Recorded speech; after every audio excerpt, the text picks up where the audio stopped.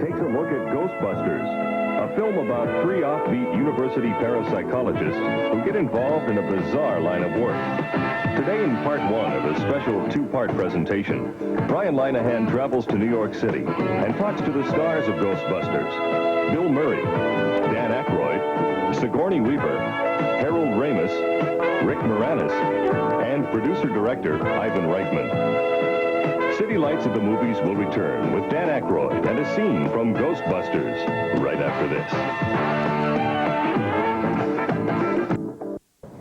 When you say this, when Dan Aykroyd first came to you Yes. with the script, one of your first reactions was, past your enthusiasm, you wanted more realism in it.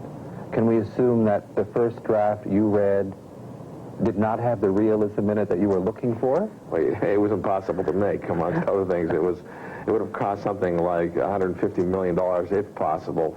It took place on multiple planets in the future, started almost where this movie ends. And there were ghosts and goblins and creatures on every single page. And it really wasn't about the Ghostbusters, but it was too much about monsters.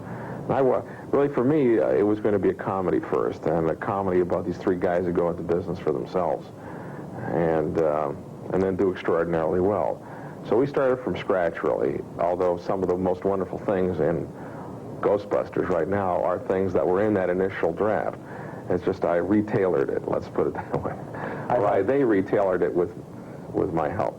I've said this before, and I must find a way of saying it all over again, but it's a particular pleasure to be sitting with you, talking about your work, your films, Ghostbusters, for reasons that are best known to the two of us, because I remember vividly, which I've told you before in television dialogue, the whole phenomenon of Ivan Reitman and Dan Aykroyd, and now we can include Rick Moranis, and Bill Murray was a fringe person, as Harold Ramis was a fringe person, in and out of lives. And there's a unique blending of people, personalities, and talent that goes into Ghostbusters, with you at the head of it all. But when you say, Ivan, that Ghostbusters is the happiest, luckiest film experience of your career, how? How happiest and then luckiest? Well, it was really like a reunion. I mean, you said it in your introduction. These people have been in my life for 8 or 9 years, in one way or the other. And it was just one of those things that just happened very quickly. Last May, Dan Aykroyd had this initial draft of a screenplay. And he called Bill first and said, let's do this together. They called me. And I'd agreed to do it, and it just took off like a rocket ship after that.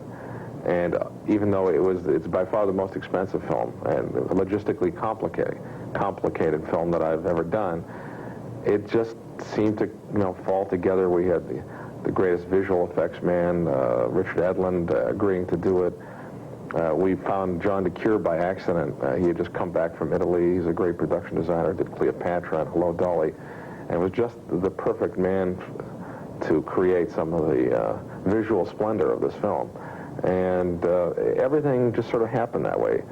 Sigourney Weaver was looking to do a comedy, and I needed a strong, intelligent woman to stand up to Bill and his wisecracks, and she got involved.